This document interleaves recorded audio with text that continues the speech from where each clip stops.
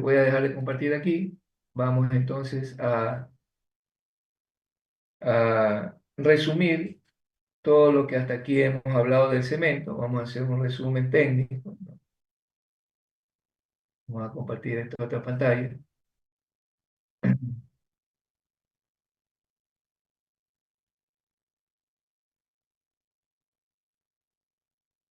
No, esta no es. No, compartiendo los resultados de aprendizaje.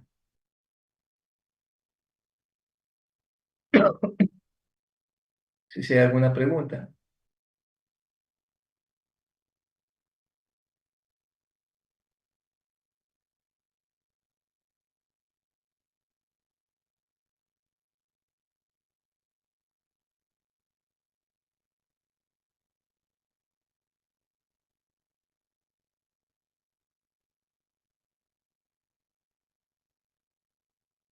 Bien, vamos revisando este documento. Aquí nosotros nos habíamos quedado en lo de las arenas. Aquí tenemos un resumen de lo que estamos viendo ahora, que es el cemento, ¿no?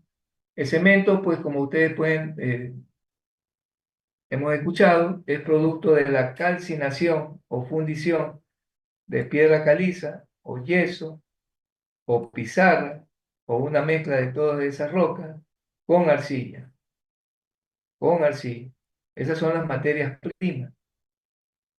Las arcillas, las arcillas proveen a esa mezcla aluminatos o silicatos, ¿no? Y las rocas, como el yeso, por ejemplo, provee carbonatos cálcicos a esa mezcla, que luego se conoce con el nombre de clinker. El clinker son grumos redondos pequeños, ya veíamos fotos de eso, ¿no?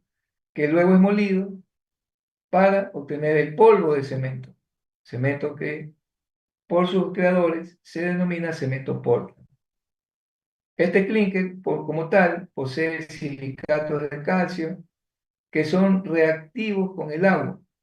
Eso es lo que justamente le proporciona al cemento la propiedad de endurecer, o en otros términos, de fraguar. Esos silicatos presentes en ese polvo, que al contacto con agua endurece. Inclusive fíjense que es tan reactivo el clinker por esos silicatos, perdón, el cemento, por esos silicatos, que cuando usted almacena cemento, almacena sacos de cemento, tiene que estar en un lugar cerrado, ¿no? Que no esté en contacto con el medio ambiente, porque el medio ambiente a veces es húmedo y esa humedad puede hacer que el cemento reaccione y se endurezca, ¿no? Y de ahí que va usted y en vez de encontrar un saco de cemento, encuentra un saco de piedra, precisamente porque es tan reactivo que inclusive la humedad hace que reaccione el cemento como tal, la humedad del ambiente. La composición química del cemento Portland, en resumen, es un 50% silicato tricálcico. Este silicato tricálcico está presente en aquel, o es el responsable de las resistencias a corto plazo, ¿no? O lo que se conoce como fraguado inicial, ya vamos a hablar de eso, ¿no? Fraguado inicial, endurecimiento a corto plazo. 25% silicato dicálcico, que es un componente que le da resistencia al hormigón luego de cierto tiempo. Esto es lo que conocemos nosotros como fraguado final del cemento, ¿no? 15% de aluminato tricálcico. Estos aluminatos tricálcicos son los que proporcionan resistencia a los sulfatos, ¿no?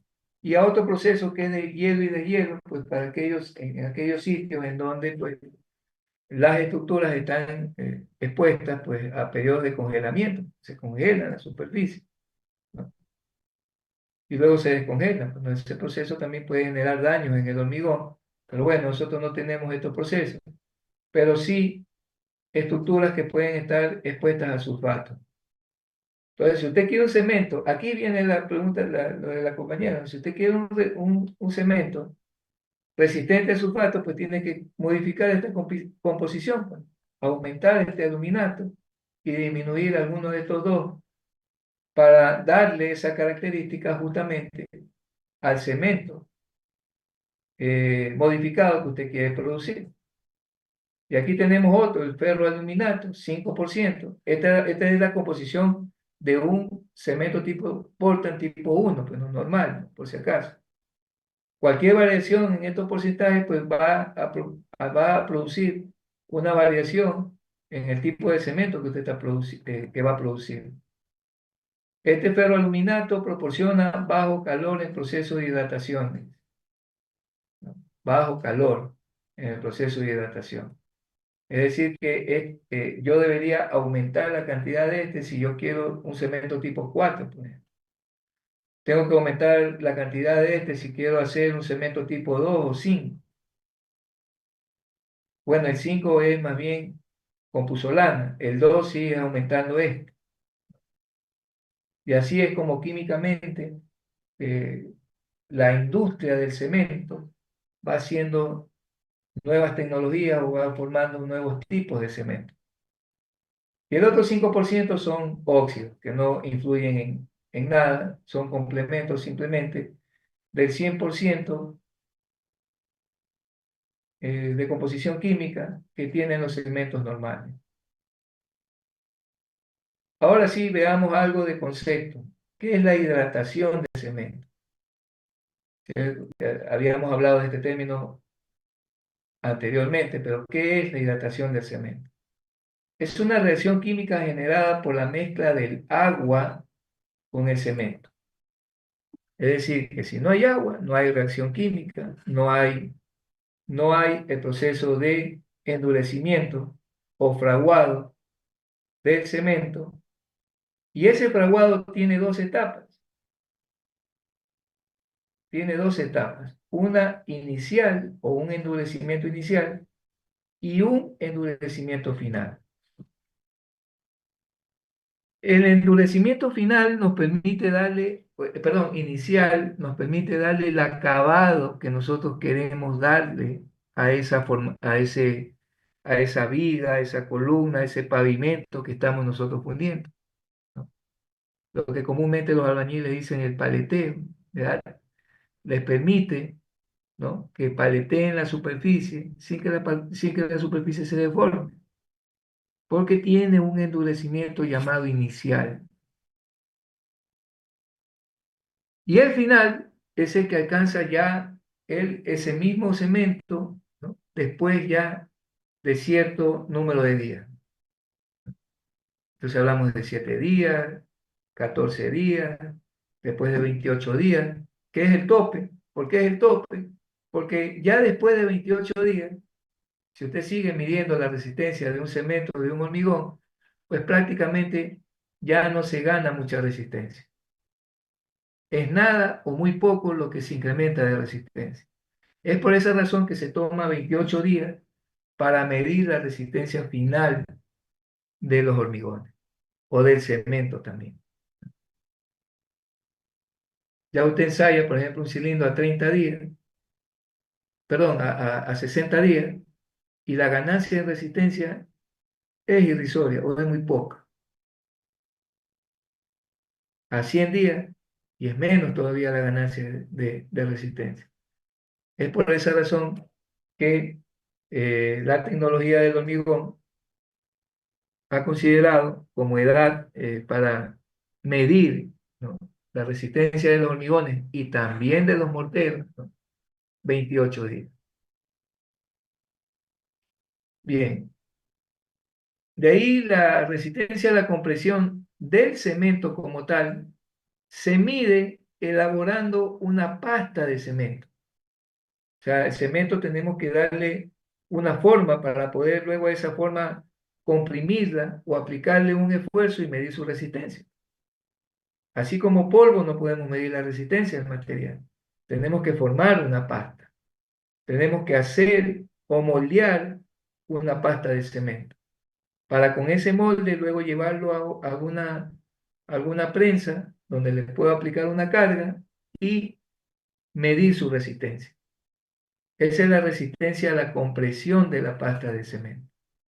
Y esa resistencia a la compresión de la pasta de cemento usted la puede medir a 3 días, a 7 y máximo a 28 días. Ya explicábamos por qué el 28 días. Hay una resistencia a 3, luego sigue elevándose la resistencia de esa pasta de cemento a 7, pero ya a los 28 alcanza su máximo valor. Ya luego esa curva inicial que es ascendente se va haciendo asintótica. Así es el comportamiento del cemento y del hormigón, ¿no? En cuanto a resistencia a la compresión. Otro ensayo de calidad que se mide y que es básico en el cemento es la finura que tiene el cemento, o también denominado módulo de finura después de moler el clínker, es decir, en el cemento ya, medir qué finura quedó en el material luego del proceso final de molienda. Obviamente que aquí ese módulo de finura no lo vamos a, como es un polvo, no lo podemos calcular como hicimos con la arena.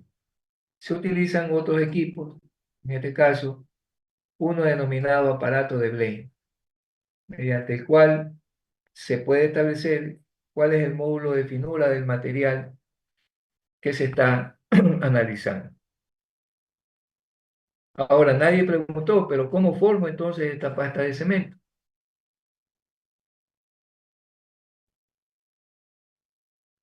¿Cómo formo esta pasta de cemento? El cemento y el agua, ¿no? ¿Qué tengo que hacer para formar esa pasta de cemento? Mezclar, ¿no? Agua y cemento, obviamente, para hacer una pasta. Pero ¿qué cantidad de agua debo de poner para generar una muestra representativa para un ensayo de compresión de esa pasta de cemento? Esa cantidad de agua, pues usted la calcula o la mide para lo que es ensayo del cemento como tal, realizando un ensayo que se conoce con el nombre de consistencia de la pasta de cemento. Esta consistencia de la pasta de cemento consiste en elaborar, ¿no? En elaborar moldes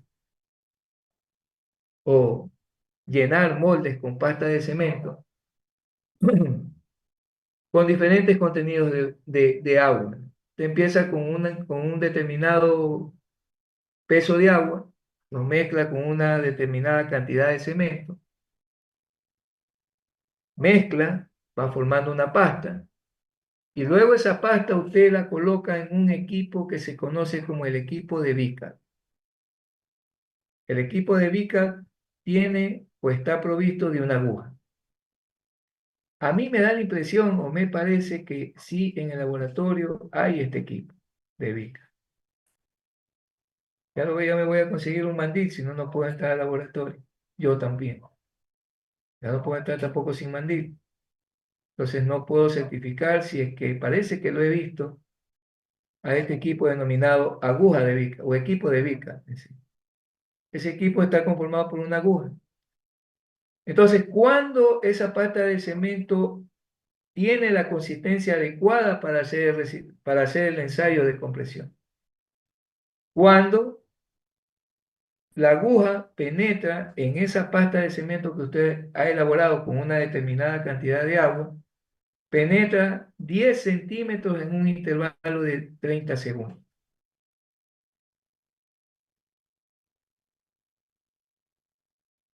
En ese momento, nosotros decimos que esa pasta que he formado, ¿no? Con determinada cantidad de agua, se encuentra en consistencia normal y por tanto, con ese material puedo moldear luego unos cubos más pequeños, unos cubos, que también esos moldes hay en el laboratorio, en forma cúbica. Puedo moldear con esa pasta esos cubos para luego hacer el ensayo de resistencia a compresión de esos cubos. ¿A qué edades? A 3, a 7 y a 28 días. Y de esa forma obtengo datos de la resistencia a compresión de esa pasta de cemento. Y mire que estamos analizando no un hormigón, sino solo al cemento. Pero para poder elaborar esos cubos el agua de amasado o el agua que yo utilice para esta pasta de cemento tiene que ser previamente verificada con este equipo. O sea, la pasta que yo formo lo pongo en un molde más grande. Ese molde grande lo pongo debajo del equipo de Vica que tiene una aguja. Hago caer esa aguja sobre esa pasta que he formado. Espero 30 segundos y mido qué cantidad o cuánto penetró esa aguja a la pasta que he preparado. Si son 10 centímetros o alrededor de 10 centímetros, entonces esa pasta está en consistencia normal y puede ser utilizada para moldear los cubos más pequeños. No sé si está claro. Ese es el ensayo en cuanto a resistencia. Veamos otro ensayo de calidad que se hace al hormigón, al cemento, perdón, como tal, que es medir los tiempos de fraguado. Los tiempos de fraguado ya dijimos que hay dos, un fraguado inicial y un fraguado final. Para medir estos tiempos, asimismo, se utiliza el equipo de Vica. ¿Y qué es lo que vamos a observar? Con con esa pasta de cemento con consistencia normal nuevamente que he preparado, voy a medir a diferentes tiempos. ¿Qué va a pasar con esa pasta con el tiempo? Va a empezar ¿a qué? Endurarse. Va a empezar a endurecer, ¿verdad? Va a empezar a endurecer. Entonces nosotros, ¿qué es lo que hacemos? Medimos en ese equipo con la aguja nuevamente, le damos caer la aguja a determinados tiempos sobre esa pasta de consistencia normal que fue preparada en un determinado momento, ¿no? Y con el tiempo va endureciendo. ¿Y qué es lo que vamos a observar? Que llega un momento en donde la aguja, o cuando la aguja, mejor dicho, penetre 25 milímetros, esa pasta de cemento, en ese momento voy yo a medir o a tomar el tiempo desde que preparé la pasta de cemento con consistencia normal hasta cuando la aguja penetró 25 milímetros. En ese momento se dice que esa pasta de cemento ha alcanzado su fraguado inicial, o ese es el tiempo de fraguado inicial de ese cemento. Después de esta penetración, obviamente que se la mide siempre después de 30 segundos de haber dejado caer la aguja sobre la muestra. Y el fraguado final, ¿qué creen que ustedes que va a pasar? Sigue pasando el tiempo. Entonces esa mezcla, esa pasta se sigue endureciendo. Entonces llegará un momento en donde ya la aguja no penetre o deje marca en la superficie de esa pasta de cemento que usted ha elaborado. Entonces todo el tiempo transcurrido desde que usted preparó la pasta de cemento con consistencia normal hasta cuando ya la aguja no pudo penetrar esa pasta de cemento, todo ese tiempo transcurrido se denomina tiempo de fraguado final. Y de esa forma se miden tanto el inicial como el fraguado final del cemento que usted está evaluando su calidad. Ya después veremos los rangos permisibles para estas pruebas, porque todo tiene pues una normativa, ¿no? Y estos tiempos de fraguado inicial, fraguado final, deben de cumplir, así como el módulo de finura, deben de cumplir ciertos valores que más adelante los veremos. Y finalmente, otra propiedad importante que se mide en los cementos es la gravedad específica. Ya sabemos nosotros que ese ensayo también lo hacemos para suelo, pero en el cemento también se puede determinar su gravedad específica. Claro que no vamos a utilizar los mismos equipos que para suelo. Para los cementos se utiliza este frasco, el frasco de leche atelier. Ese frasco sí creo que no hay en el laboratorio,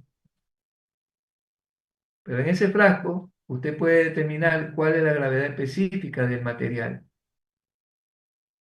Por ejemplo, los cementos Portland mezclados con puzolana o con escorias pueden tener gravedades específicas, dice, cercanas a 2,90, 2,90. Mientras que la gravedad específica para los cementos normales o tipo 1, tipo 2, tipo 3, hasta el tipo 5, pueden estar entre 3,1 y 3,16. ¿Por qué es importante esta gravedad específica? Porque con este dato nosotros podemos también conocer el peso volumétrico de los sólidos, que en este caso el sólido sería el peso volumétrico entonces del cemento, ¿no? Porque el sólido aquí está conformado por el cemento, ¿no? Despejando de esta fórmula, ya sabemos que gravedad específica es la relación entre el peso volumétrico del sólido y el peso volumétrico del agua. El agua es un dato constante que podemos tomarlo como constante y de aquí despejamos el peso volumétrico del sólido que sería el cemento. Esos son, bueno, hay otros tipos de ensayos, pero básicamente son los más básicos, son los más generales, los más comunes, que se realizan, ¿no?, en aquellos sitios donde se fabrican cementos. Y que en teoría el INEN, o este instituto, debería tener estos equipos para hacer el control de calidad correspondiente. Pues, se supone que ellos son los que controlan a nivel nacional el cumplimiento de las normas, de los materiales que nosotros utilizamos en la construcción, ¿no? Pero ya sabemos cómo funcionan los entes burocráticos. Están ahí esperando el tiempo de salida, no más como ustedes, esperando que se termine la clase, ¿no? Igualito, así son los burócratas, están esperando que llegue a las 5 para salir corriendo. Pero mientras tanto, no tratan de leer o hacer algo, o en este caso de medir algo, si es el INE, para verificar el cumplimiento, ¿no? Certificar. Ellos tienen un certificado de calidad, inclusive. Ustedes se habrán escuchado que hay productos que tienen certificado de calidad INEDIS. ¿Se habrán escuchado, por lo menos? Esos son productos que en teoría el INE ha tomado muestras aleatorias de esos productos, los ha ensayado y ha verificado que cumplen normas. Eso es todo. Por eso tienen el certificado. Hay que ver, pues, si hacen la parte experimental. Bien, aquí tenemos la tabla que regula, mejor dicho, no regula, sino que indica cuáles son los parámetros técnicos que deben de tener los cementos. Ya habíamos hablado de la finura. La, la finura que debe tener el cemento debe andar en máximo 160 para los cementos 1, 2, 4 y 5. En el 3 vemos que no hay regulación para la finura, debido a que aquí uno de los, de los cambios que se hace en la elaboración de cemento para obtener este tipo 3 es justamente reducir aún más la finura del cemento, hacerlo más fino. Y eso permite obtener una resistencia inicial más elevada. Por eso es que aquí no está, lo normal es que tenga un módulo de finura de 160 del cemento. Pero para el cemento tipo 3 no está especificado porque es un cemento más finamente molido. Expansión es otra propiedad que se mide porque, como decíamos, el hormigón cuando se hidrata, el cemento cuando se hidrata eleva su temperatura, ¿no? Y eso produce una expansión del material. Se expande el material. Y esa expansión tiene que ser controlada, obviamente, no puede ser muy notable, porque si no nos va a dañar los encofrados, pues si se expande demasiado el material se rompen los encofrados luego, y si son metálicos se deforman en el momento en que el hormigón se expande, ¿no? Entonces tiene que ser una expansión regulada y todos los cementos, claro que este ensayo se hace en un equipo llamado autoclave, que eso no hay, pues, ¿no?, en la facultad. Se mide una muestra de cemento en consistencia normal, ya sabemos lo que es consistencia normal. Dentro de este equipo autoclave, se aumenta la temperatura en ese equipo y se ve cuánto se expande el material que usted ha colocado ahí. Esos cementos normalmente deben expandirse como máximo un 0,8%, ¿no? No más de eso. Ya más de eso se considera que puede ocasionar, es exagerada la expansión del cemento durante su fraguado y hay que verificar esa producción. Tiempos de fraguado. Asimismo hablábamos que había un fraguado inicial y uno final. El fraguado inicial debe ser no menor de 45 minutos. Ese tiempo que nosotros medimos en la aguja de Vica, ¿no? Cuando penetra 25 milímetros una pasta de cemento con consistencia normal. En el momento en que penetra 25 milímetros en un intervalo de tiempo de 30 segundos, entonces decimos que ese cemento ha alcanzado su fraguado inicial y medimos el tiempo desde que elaboramos la pasta de cemento hasta cuando esa aguja penetró 25 milímetros. Y ese tiempo no tiene que ser menor a 45 minutos. Si es menor a 45 minutos, está mal ese cemento. Hay que corregir la producción. Si tiene más de 45 minutos, ¿estará bien o mal eso?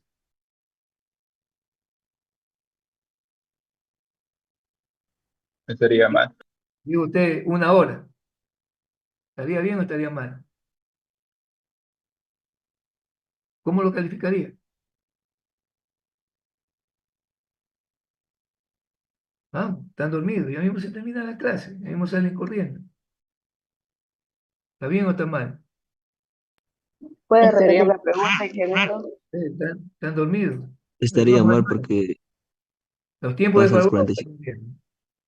Ahí hay dos valores. El uno es fraguado inicial, el otro es fraguado final. Está En el bien. fraguado inicial dice la normativa que no debe ser menor a 45 minutos. Si yo tengo un resultado de 60 minutos, ¿estoy bien o estoy mal? Estaría mal porque no Dice, alcanza ese requisito. No cumple con ese Mal, requisito. dice la compañera, que alguien más, Yo creo que estaría bien está bien porque sí cumple con el porque si requisito. cumple es claro, mayor a 45. no menor, dice 45 minutos. Si es una hora, 60 minutos, estaría bien. No es menor que 45. Pero en cambio, si yo en el resultado tengo 30 minutos, media hora, entonces ahí sí estaría mal porque es menor de 45. Vámonos al tiempo de probado final. No más de, fíjense, esa es la normativa. No más de, ¿ahora cuánto? 375 minutos. Vamos de nuevo a la pregunta. Si tengo 400 minutos, ¿estoy bien o estoy mal? Está Está mal mal. porque está superando el tiempo que está Mal, diciendo. ¿verdad? Está mayor que el tiempo que indica la norma. No más de 375 minutos. Pero si yo tengo 350, Sí cumpliría. eso, eso es lo que yo le pongo a usted en el examen y lección, que usted me diga si cumple o no las cosas, ¿no? A mí no me interesa solo el cálculo, sino que también me haga la conclusión. ¿Es apto o no es apto ese material para usarlo como cemento, como agregado, etcétera? O con eso. Tenemos que manejar, ya le digo, la normativa. Eso está en los resultados de aprendizaje. No es cargosidad mía. Eso usted como estudiante debe exigir, porque eso está en los resultados de aprendizaje. Y si no se logran es simplemente porque o yo explico mal, no me hago entender, o no sé, o usted no le pone ganas, está dormido, no, no sé. Eso es lo malo de estas clases, no los puedo ver. Después la otra propiedad es el calor de hidratación. Ese calor de hidratación, obviamente que es importante medirlo en los cementos tipo 2 y tipo 4. ¿Por qué?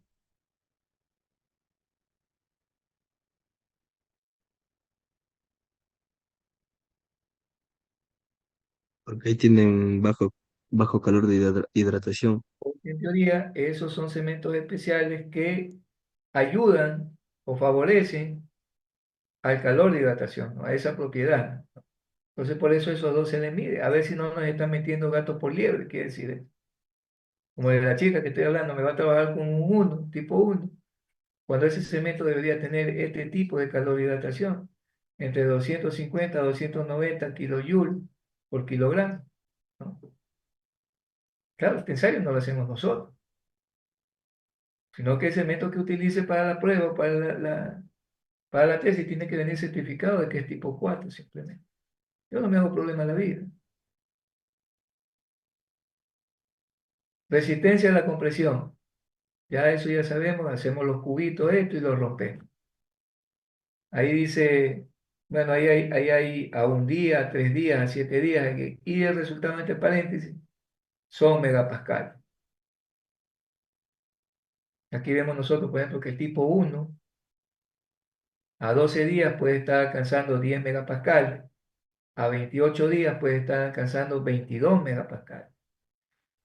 ¿Qué es lo que estamos ensayando aquí? Esos cubitos elaborados con pasta de cemento en consistencia normal. Lo rompemos en una prensa y obtenemos su resistencia. Del tipo 2 a 10 días 8 megapascales, a 17 días 14, a 28 días 22.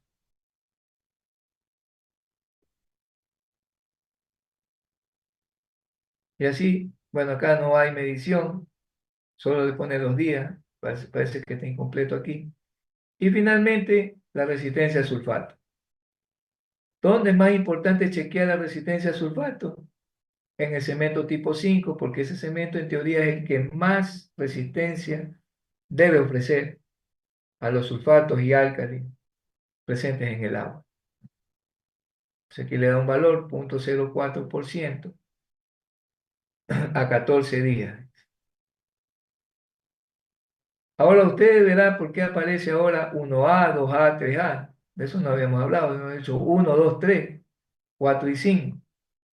Ese término A está porque estos tipos de cementos son cementos en donde además se le ha incorporado aire a su elaboración o en su elaboración. Ustedes verán en tecnología de hormigón que hay dos tipos de diseño. Un diseño con aire incluido y un diseño sin aire incluido. Hay dos formas de diseñar hormigón. Entonces también, asimismo, hay cementos que son sin, o sea, digamos, son normales o son cementos que vienen con aire incorporado, ¿no? En su constitución o en el material. Por ejemplo, si es el cemento tipo 1, será 1A, es decir, que este cemento tiene aire incorporado. Si es el cemento tipo 2, tenemos el 2A. Ese 2A significa que es un cemento especial con aire incorporado.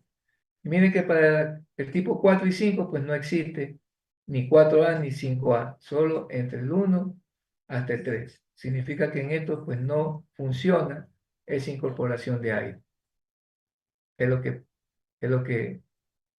se puede indicar respecto al por qué estos otros dos no tienen pues esta variación de 4A ni 5A. Simplemente no se logra nada incorporándole aire a este tipo de cementos de acá. Muy bien, eso es todo respecto a lo que es el cemento, ¿no? Es un resumen muy tosco, muy breve, porque de cemento hay libros enteros. Y nos quedamos, y luego pues tenemos que ver lo que se conoce como aditivo. Este ya es el último componente del hormigón, pero este componente es opcional, ya lo veíamos al principio de la clase, ¿por qué? Este aditivo, o el aditivo, es un producto químico, ¿no? Es un producto químico que se utiliza exclusivamente como un ingrediente del mortero o del hormigón para mejorar cierta propiedad específica de ese material, o del mortero o del hormigón, me refiero. Una propiedad específica. No crea que esto es un mago, el aditivo, o que le va a suplir a usted la mala calidad de mezcla que ha hecho. Ojo con eso. Los aditivos no son magos. Simplemente acompañan el proceso siempre y cuando ha sido llevado adecuadamente. Y ellos lo que hacen es mejorar alguna de las propiedades del hormigón o del mortero que usted ha fabricado. Entonces la función principal del aditivo, ya lo dijimos, ¿no? Modifica alguna o alguna de las propiedades características del hormigón, pero solamente actúa directamente en una de ellas. Por ejemplo, si usted utiliza un aditivo plastificante, no va a esperar que ese aditivo le eleve la resistencia.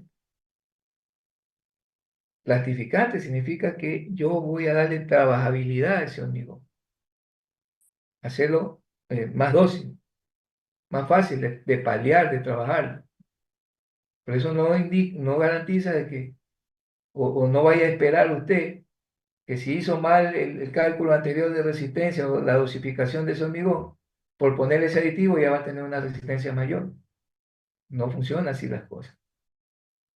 También puede tener una función secundaria, es decir, que modifica secundariamente alguna propiedad característica del hormigón, de la que define la función principal.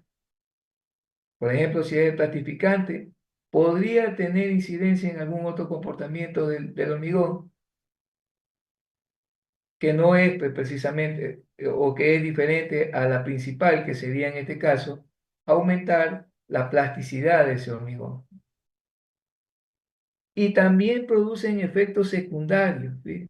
Cuando se usa el aditivo sin control, pensando en que este es el mago de Oz del hormigón y lo ponen nomás así a la ciega y puede usted producir en ese hormigón un efecto secundario. Ya nos pasó a nosotros una vez en una construcción, en una vía, fundimos un cabezal de una alcantarilla. Y como ya era el último mixer, porque faltaba completar la fundición de ese mixer, ya lo despacharon al relajo de allá de la planta y vino con un revenimiento, vino muy seco, ¿no? O sea, con poco revenimiento, con poco asentamiento, muy pesado de trabajar. Entonces, ¿qué se decidió? Colocarle aditivos plastificantes. Pero no se midió la cantidad de cemento que tenía el mixer, perdón, de hormigón que tenía el mixer y la cantidad de aditivos que había que poner.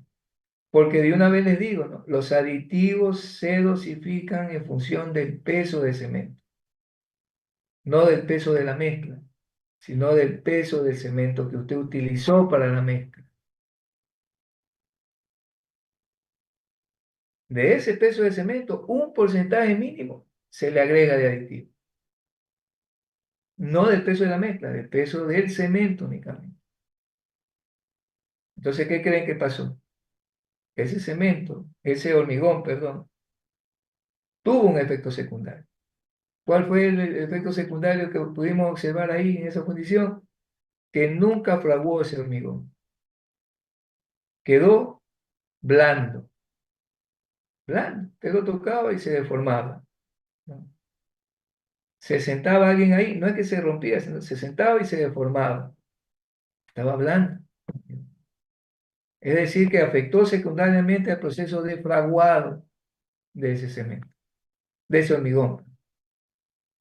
Entonces, vean, las cosas no son tirando monedas ni a la ciega, sino que se colocan técnicamente, al menos estos aditivos, para no provocar un efecto secundario. Luego hubo que romper, obviamente, derrocar ese, ¿cómo es ese cabezal y volverlo a fundir. Cosas que pasan y que me han sucedido también. Si es, uno va ganando experiencia de esa forma. Bueno, ya el tiempo se acabó Disculpe, ahorita. ingeniero, Vamos a dejarlo una así. preguntita. Perdón. Una preguntita, disculpe, usted dijo que los aditivos se dosifican de acuerdo al peso del cemento. Sí, Ah, ya, listo, gracias. sí, sí. O sea, ahí en el mismo aditivo viene qué porcentaje usted debe de colocar en función del peso del cemento de la mezcla que usted está haciendo. Ahí le dice, por ejemplo, 0,1% del peso del cemento. Ese peso lo tiene que poner en aditivo. O a veces viene 0,05% de peso de aditivo, pero el 0,05% del peso del cemento. que usted usa en la mezcla. Ese sería el peso de aditivo que tiene que utilizar en esa mezcla. No al ojo porque le pueden pasar efectos secundarios a esas mezclas. Almeida, Buenos días, presente. Aquino, Presente, ingeniero, buen día.